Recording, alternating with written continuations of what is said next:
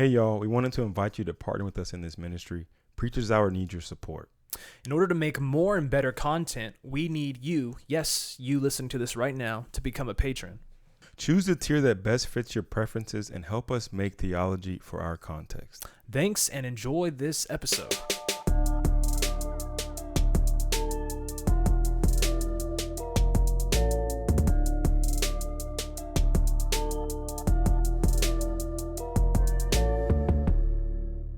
All right, so we're back from our break. It was very short for you, or maybe it wasn't, because this is 2 weeks later for you. It is a few minutes later for us. So we left off. We heard about Peter. I enjoyed it. If you didn't, it's your fault.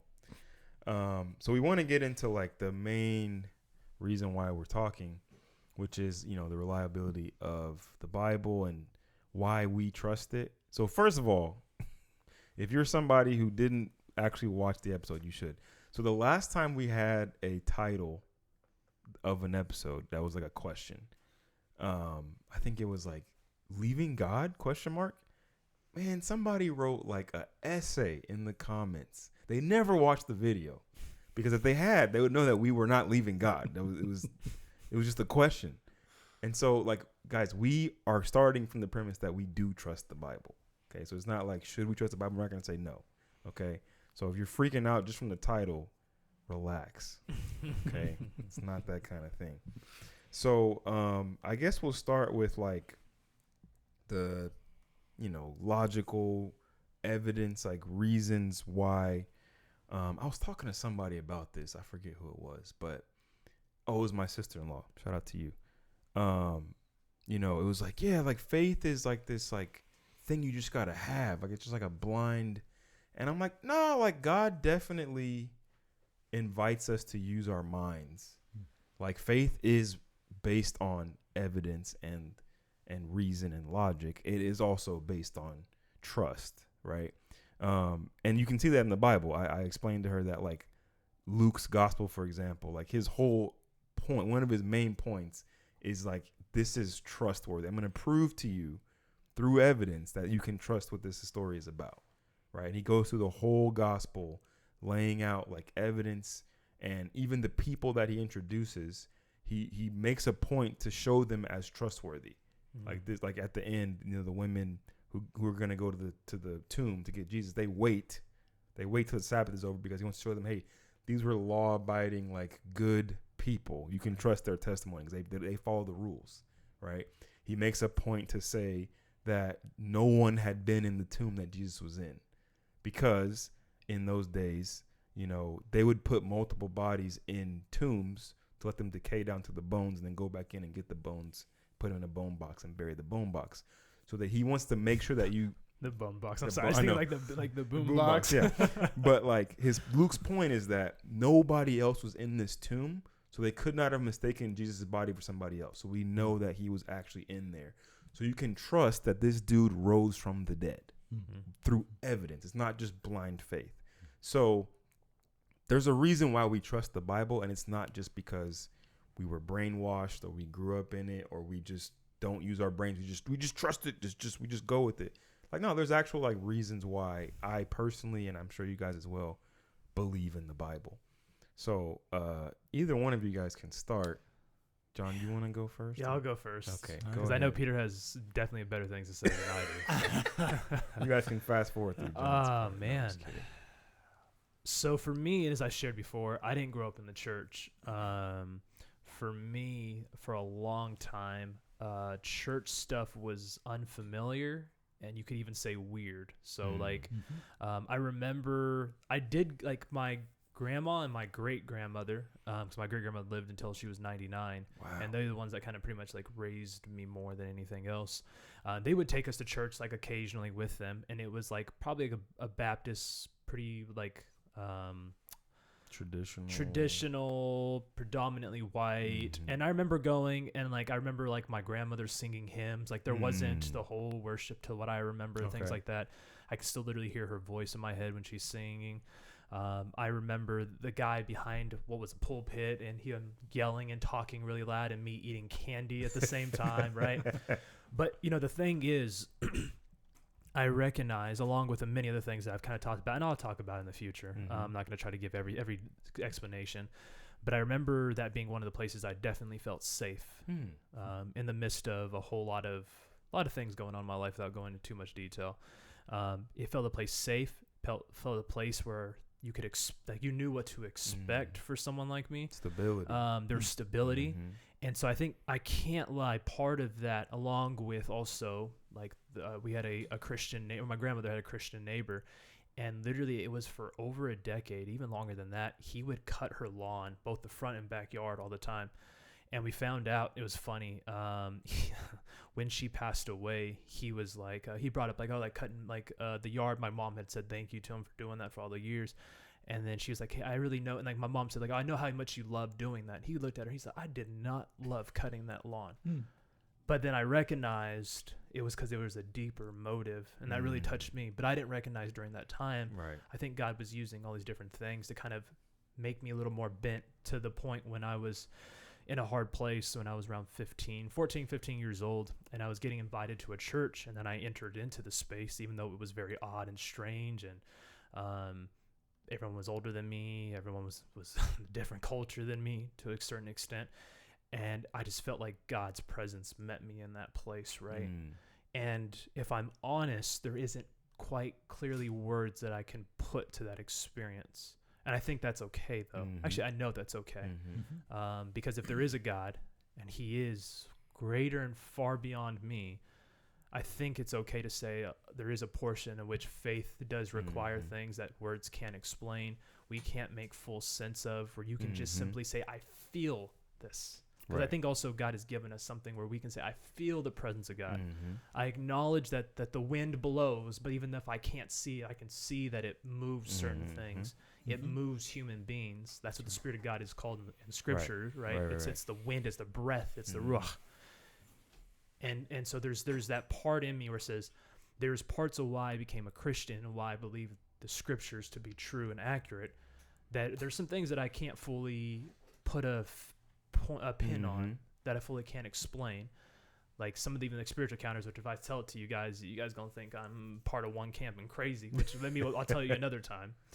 But then there's also the other things where it's like I've done the deep dive search, and still am searching into history, and then saying there absolutely is a historical Jesus. Why is it that so many have been convinced of him? What is the backing behind the proof? What are the manuscripts, which maybe we'll get in here into just a second, all those different things. And that has also convinced me too of the actual logical sort of reasoning of, does this thing actually make sense? And then also God has continued to allow me to be able to have a privilege to be able to go places around the world, to feel and touch things with my own physical hand. I remember when we were in Athens, this was 3 years, not Athens, Corinth in Greece, 3 years ago. And there's still literally from the first 100 or so years of the early church, there still is evidence where it says Paulos and his disciples were here in these regions. Like it has physical proof. And for them, by the way, there's so much old stuff. You can touch whatever. No one's going to trip out. There's rocks that are 5,000 years old just sitting on the side. Like, sure, you can do whatever you want. We don't care. Yeah. But the stuff is also maybe more convinced even as well. So it's a mixture. I can't say simply that it's just a one in, it's a logical conclusion, or it's a emotional conclusion, or it's I don't know, whatever else you want to kind of attribute to. I think God has allowed all these different pieces to come together that makes me come to the conclusion to say, I really am convinced in this Jesus thing, and that there is a reliability behind it, and it doesn't need to be like you said, though. It doesn't need to be blind faith. Yeah. So I don't know. Yeah. No, I think that's good because, like, I think it should be a combination of both. I think I'm even thinking about, as you were talking, like the people that have asked us this question or why we're even doing this topic. Yeah. I feel like it's because they have one of those two things or none of them. Right. But at most they have one. Okay. You either have, like, I've heard some logical stuff, some reason, or I had this experience, but I don't have any like knowledge to go with it, or all I have is not that I don't have any experience to go with it. I think you need both. And I think just us talking off mic, like I feel like we all of us have a combination of both. That's kind of why we're so sure. It's a good observation. You know what I'm saying? For me, quickly, like I did grow up in church. I grew up since I was like 7. I was almost baptized Catholic. My parents were Catholic, and then they stopped being Catholic because Took your first communion? before we were born, Hmm. because we were about to be born. My mom was pregnant, and they were living in one part of Southern California, and they moved, and they wanted to keep going to the same church, Got you. but they moved out of that parish. So they said, "Oh, you guys can't go there, and you need to get godparents from this church, not that one." They're like, "We don't even know anyone here. It doesn't make any sense." Yeah. So they left the Catholic Church, and since I was 7, I went to the same church. It was a non-denominational, mostly black, but is a lot of like traditional Black Baptist. Yeah, I was like, they things. claim to be It non-denominational. is technically non-denominational, but it comes out of a like very denominational black church. A lot of the people who started the church come out of that. And so I grew up going to Sunday school, being part of Awanas, like memorizing scriptures. I started ushering since I was 9. Yeah, the white gloves the on. too big for my hands. They didn't have kid ones, so I had the big old giant hands. I was helping you get to your seat. But just this like, and then my brother and I, kindergarten and first grade, went to a Christian school. Mm-hmm. So like, God was just like a given. There was no like, it was actually a really cool environment to grow up in as a little kid. Yeah. Just like being on the playground talking about God, talking about Jesus. Mm-hmm. Like it wasn't a big deal. Right. And so it wasn't until I got to second grade and went to like public school and I was like, y'all don't believe in God? What? This is a thing? People don't believe in God? I was shocked. And so just kind of like being raised in a very conservative, like kind of more literalist reading of the Bible. But just, it was just implanted in me. I've never not believed in God. I've never questioned the scriptures, right? It wasn't until Never I had got times of doubt? Or that's what you're about to Oh, explain? yeah. I'm definitely gonna get to that. Because I guess I was in this like bubble where it was just like everyone around me. I was either at church, or even if I was at school. Okay. I had friends who didn't believe, but we never talked. It never came up. It wasn't like Okay. you're a Christian, what's wrong? It was just like, oh, cool, yeah, whatever. We don't talk about that. We're on the playground. We don't care. And then like high school and college, especially college, I started to receive like questions. As a freshman, I'm taking California history, and the professor was like a staunch atheist and was like, it was a 3-hour night class, and he would spend the first hour talking about why Christianity is not real. Wow. In this California, why are you talking about this? And he was like, it's like it was his mission in life was to stop you from being Christian. And everyone had to take that class. He was the only one who taught it. So he was like, yeah, this is it. Wow. And so that was the first time I was like, oh, I don't have any answers to these questions. And I remember like this other kid, the first day of class, this Christian kid, he stands up and he's like, he tried to like argue with the teacher, and he didn't have anything, and he never came back. And I remember thinking like, I'm not doing that. I'm not about to get up and challenge this guy. Good choice. Right. But I need answers to these questions. And nobody at my church had them. Okay. So, take it how you will. Ravi Zacharias' ministry was pivotal for me. I stumbled upon apologetics. There was actually a guy at my church who put me onto him. So somebody at my church was like, oh, actually, think about this. You had questions. And so I started to get into all of the logical answers to these questions. And looking back, they were very conservative answers. Sure. And, luckily, again, I stumbled on the Bible Project. And so I had always believed in God. I had experiences as a kid that I could never deny. Sure. So I don't think I was ever in danger of walking away. But I definitely was like, well, I'm going to live in some confusion for a little bit until I get answers to these. But I was just like, on the surface, I'm still Christian. Yeah. Inside, I'm like, I got to figure this out. And so, I was able to get the logical, reasonable side, through my 20s. And so now I'm at this point where I've talked to many people in our church, and I'm just like, there's nothing you can bring up that's going to make me not believe. Like, mostly because, like you were saying, this guy named Jesus really existed. And for whatever reason, hundreds of people saw him after he was tortured to death. And people were willing to be tortured to death for him, far beyond right? just the first And century. people don't die from something that they know is not true. They don't do that. Mass hallucination is not a good argument. There's just no good arguments for that. And so the resurrection is the main reason why I believe in the Bible, why I believe any of this, because Jesus, that guy came back from the dead. So I got to listen to him. And he claims that this book is trustworthy. So I got to listen to that. Whatever questions I have in regards to that, I have to deal with those facts. So that's kind of where I'm coming from. Yeah. I'm biting my tongue from saying a bunch, like going on a bunch of tangents with it. Let's get to Peter, man, Yeah. because he's here. Well, yeah, no, you guys have made some really good points. I'm not sure that I have much to add. One of my answers to well, why should we trust the Bible might be along the lines of, well, I'm not sure if I want to get hung up on the Bible, but I want to trust God. Right. That's good. Oh, Right. That's really good, actually. And that, I mean, you alluded to that, John. I think talking about, and you have too, Jeff, holding those two things together. We have encounters. If you've encountered God, if you've had an encounter with Jesus, that moves you. That does something. Yeah. And but yes, I think you also do need some knowledge, some logic, some guidance in, well, what do I do with this encounter? Like, what do I do with these experiences that I've had? Yeah. But yeah, when you see people live out the gospel, mow somebody's lawn when they don't really want to, but they're like, this is just important. This person needs help, right? There's a widow that she needs extra assistance. Why do you do that? Because that's who we are as people who follow Jesus. When you encounter those kinds of like ways of living, you're like, well, where do you get that information? Why do you live that way? Yeah. And people say things like, because this is how I understand Jesus lived. This is how, because the Bible's been, right, these Gospels have been passed on down to us and reflected upon in the epistles and so forth. But hey, this is what this means. Yeah. And we spend our lives trying to flesh this out and saying, what does this look like? So, yeah, I think those two things that are a pretty good starting point for this discussion. Yeah. So can I ask you a question in that? So have you always just kind of been convinced of God, I guess, or I guess the Christian God? Yeah. Yeah, I kind of think I have. Okay.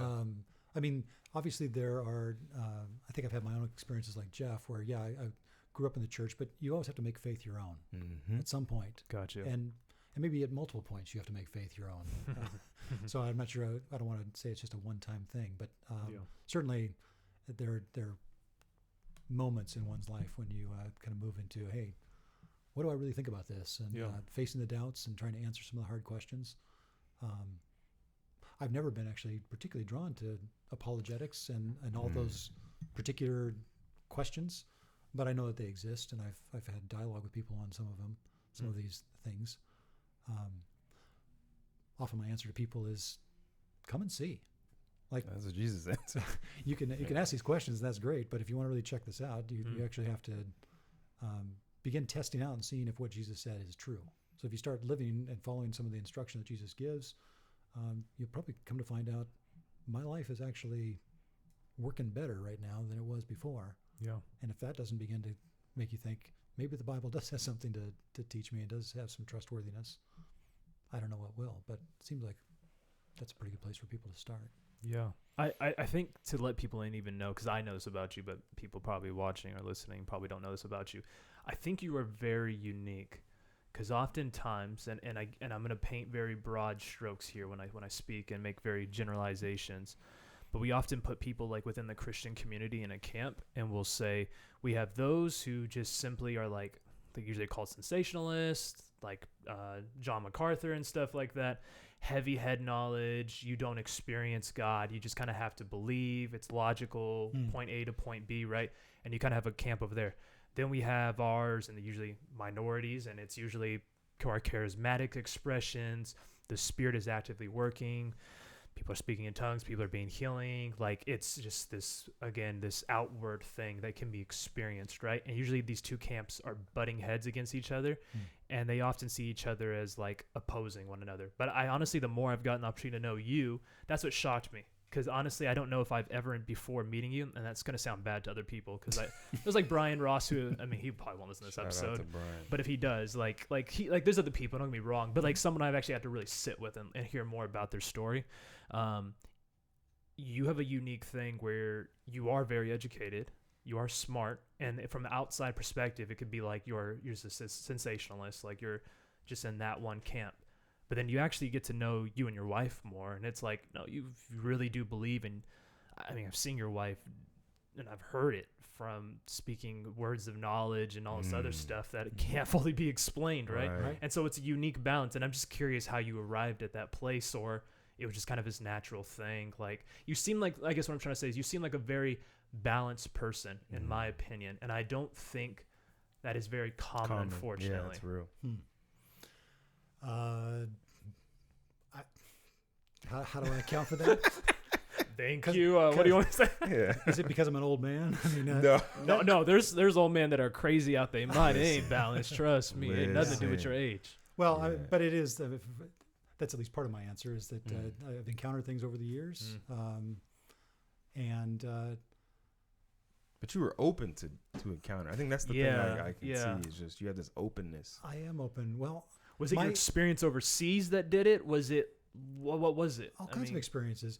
My sense, well, and my encounters with God is so much bigger, so much more beautiful, grander than we get. We get these our little categories, and we kind of try to put God in a box and things, figure things out that way. Systems. And we need to have both as much as we need the logic and the evidence about the Bible and about God and so forth. Yeah.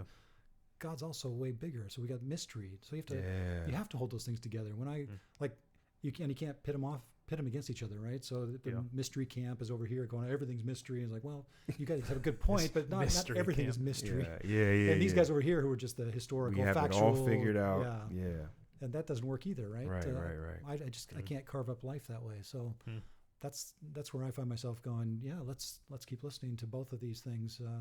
Truth is always bigger than a particular camp. Yeah. It's often found in paradox, right? Yeah. This is true and this is true, and they sometimes look like they're contradicting each other at their intention, but if you can hold them in both hands, Amen. You end up kind of going, this points me more towards the truth more than just this or just that. Yeah. I think also I got to give credit to that history degree. Because your guys' history degrees. That's right. Because history forces you to zoom out. Yeah. It forces you to realize that you're not it. That you are part of something much bigger than yourself. There have been people who have been wrestling with what you're wrestling with way before you, and they will be way after you. I like that. Right. So it's like you have to. It's so easy to just get so zoomed into your situation that you forget that it's not all about you.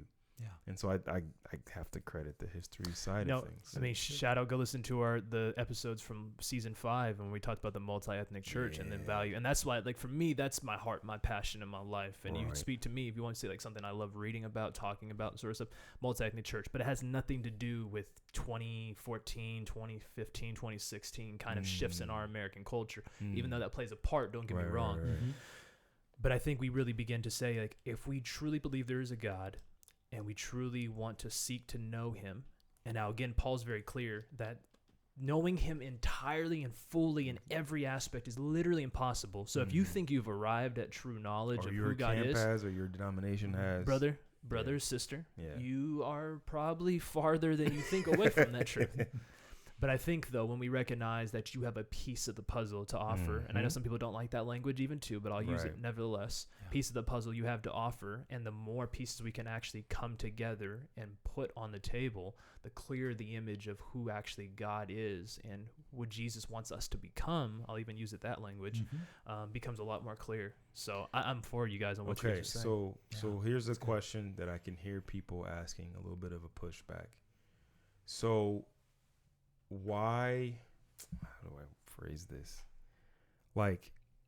Are you guys sure that it's not just because you grew up Christian that you believe? What if you grew up somewhere else? You're saying our context is socialized, right? Because the only reason you believe in it, I was told this in that freshman. Growing up in Morocco would have been opposite. Right? You're the only reason you're a Christian in that California history class I took as a freshman is because you live here and you were raised here and you were raised in church. If you weren't, you wouldn't be.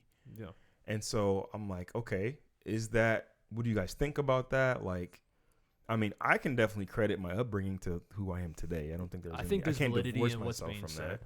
Yeah, but it's I think about you in response to that, who's someone who like, yeah, you were kind of like adjacent to it with your great grandma and your grandma, but like you really had to come to it, like on your own after not being a part of it. So let me say this: our culture, and we don't have to talk about religious things. Our culture, and depending on where we grow up in the world, and the neighborhoods we come from, and wherever else, the language we even speak, will socialize us, or the spiritual word, disciple us into something. Like, it does affect us. We can't say neighborhoods don't affect us. I work with too many gang members to say the opposite of that, right? I was going to be a gang member no matter where I grew up. Yeah, right. I'll put you in Clovis. Not be the same thing, guys. So I would be ignorant of me to say, no. It doesn't matter wherever you grow up, right? No, it does. And then even like God makes it clear, like raise up a child in a certain manner, and then when he's old, he won't depart from it. Right. The same doesn't, I mean, it doesn't just go for Christianity. Right. It goes for whatever household that you come from. So there is that reality of, there is a likelihood that I am or whatever it is based off of my environment and context. However, to say that is the only reason why someone decides to put their faith in Jesus, I'm not fully convinced, because the opposite can be said on the other end. And also we have to distinguish the difference between someone being culturally Catholic, Muslim, Buddhist, whatever it is, and then actually like a true belief system. That's true. Because sure, we can go to, again, Dubai or somewhere and say, well, predominantly most people are going to be practicing Islam. And it's like, but are they, like, is there a real belief system that's tied behind this? Or is it actually a true, is it true as part of the culture? And the same could be said for people who grow up in the South in America. It's like, you grew up in Italy. Or I mean, wherever it is. And actually, when I was in Italy just a month and a half ago, one of our tour guides, he grew up there and he's from Rome. And his family owned, like, literally across the street, they owned it was like a kind of a restaurant to a certain extent, right across the street from the Vatican, literally. And he grew up there, and that's actually where he began to like realize he has, and I really do think he has a kind of call to, weird to say this, but like called to like be a tour guide, which actually is a real job, and you actually have to get real degrees to do that. That's right. And realize that. Oh yeah, man. It's too much historical stuff here. I was like, it's just like anyone can say that, and it's like, no, you literally will like get fined and possibly go to jail if you're pretending to be someone. That's good. But for him, and that's what I was asking him, was talking, he's like, we kind of like, all of us kind of like believe in a God, but I believe that God is like, like the spirituality is like within us, right? And so he wouldn't necessarily, Jesus doesn't exist or anything of this stuff, but you could tell very clearly it was a cultural thing. And sometimes I wonder, is it actually a benefit to grow up in the water or actually outside of it? Because then at least the people who actually grow up outside of it can actually make an honest belief and a true decision for themselves, right? So you have to weigh those things out. So I'm like, there's validity behind that thought, but also, what about the other side? There's too much evidence to go either way to land on it. Because there's plenty of people who grew up in church. 75% of millennials grew up in church, walked away. So, I mean, there's no guarantee. Right. Yeah, that reasoning can be kind of deterministic. Well, just because you grew up here, it's that. And it's like, well, we have to try to acknowledge the level of social influence and the social forces, but it doesn't mean it's going to happen, right? Yeah. And I think I'd like to say, too, that the God that we know is not contained within Christianity. Right? God is bigger. Say that again. God is bigger than Christianity. What do you mean by that now? Because people are going to be like, oh, so Peter believes in everything. Because we agree with you. Yeah. But like, you have to define Christianity. I think that's really important because what you're saying is true. I suppose, yeah. I guess, I'll try to make my point and you guys can help me clarify it more. The point that I would want to make is that God can and does seek to encounter people wherever they're at. So that's where you grow up in Venezuela, and everybody in Venezuela is Catholic, quote unquote, right? But not necessarily, right? And God can reach them there, or in Dubai, right? Everybody there is Muslim. Well, not everybody, but even in the Muslim faith, God is seeking to encounter people and draw them to God's self. So that's what I mean.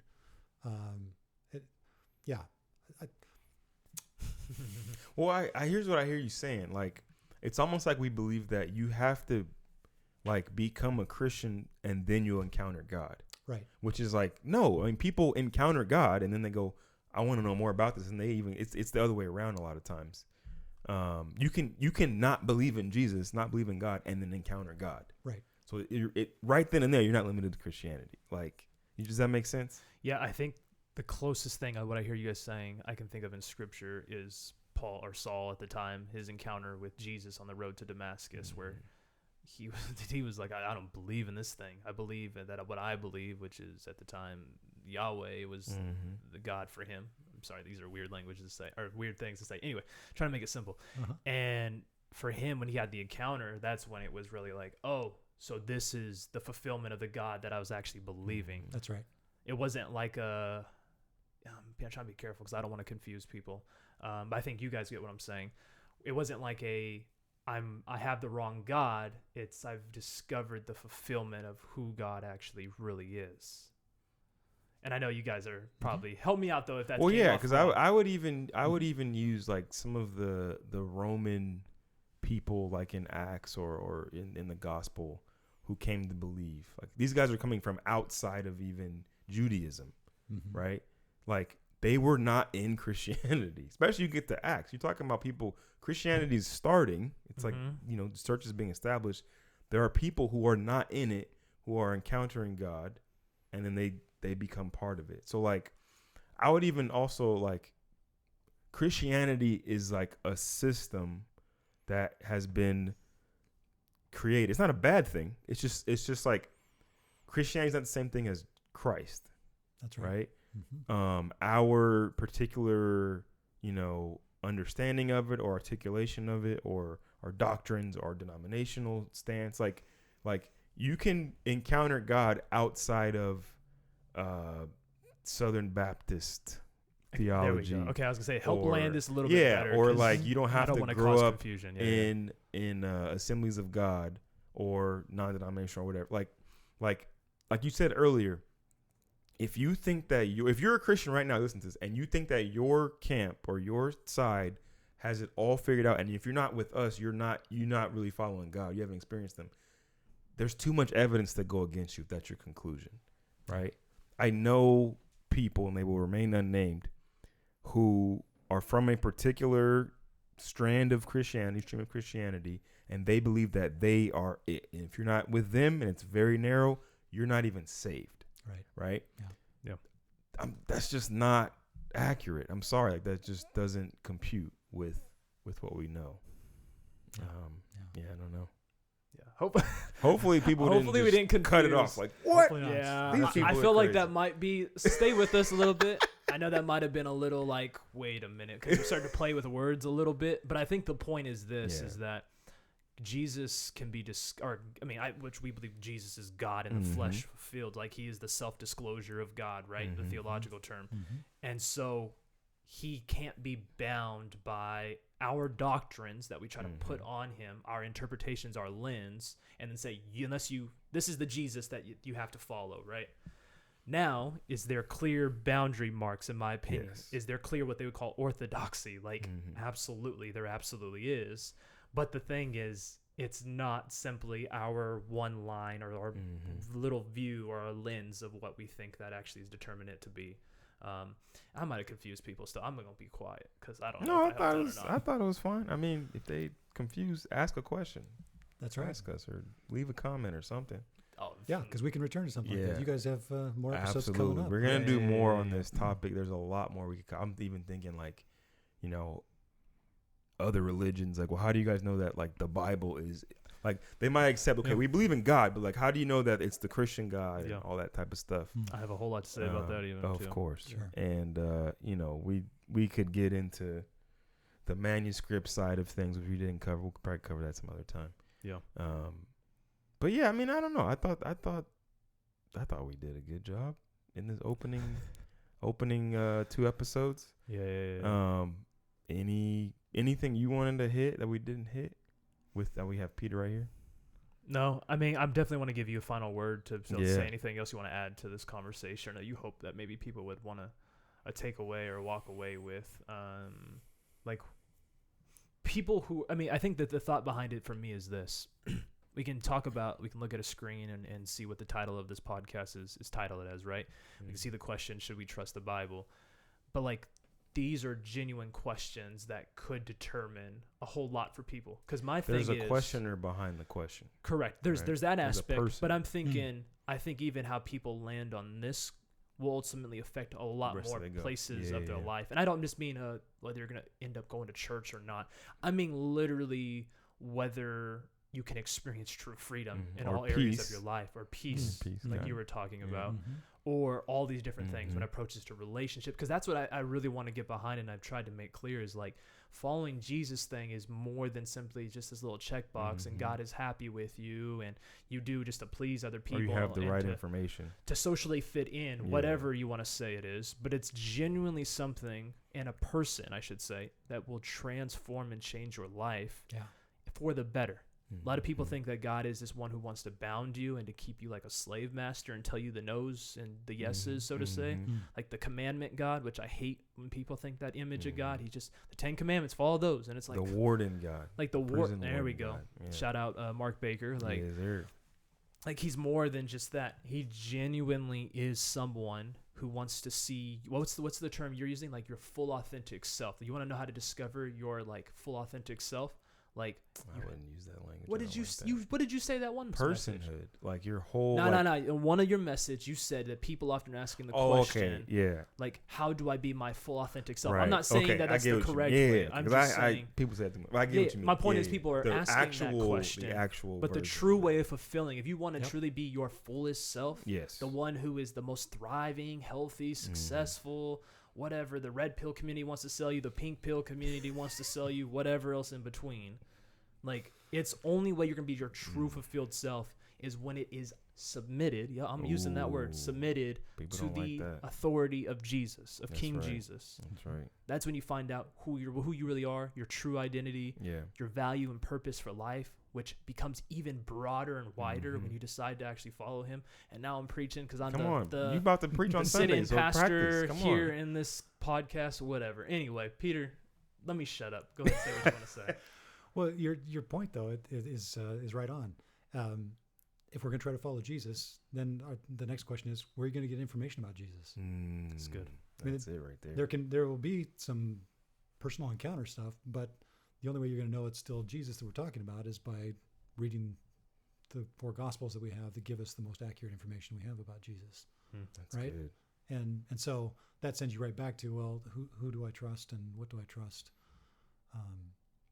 And, you know, as much as the Gospels give great information and answers about Jesus, they also raise They of have to course, raise questions. questions. That's good. But the questions aren't a reason to drop it or to say, Right. okay, it's not logically making sense.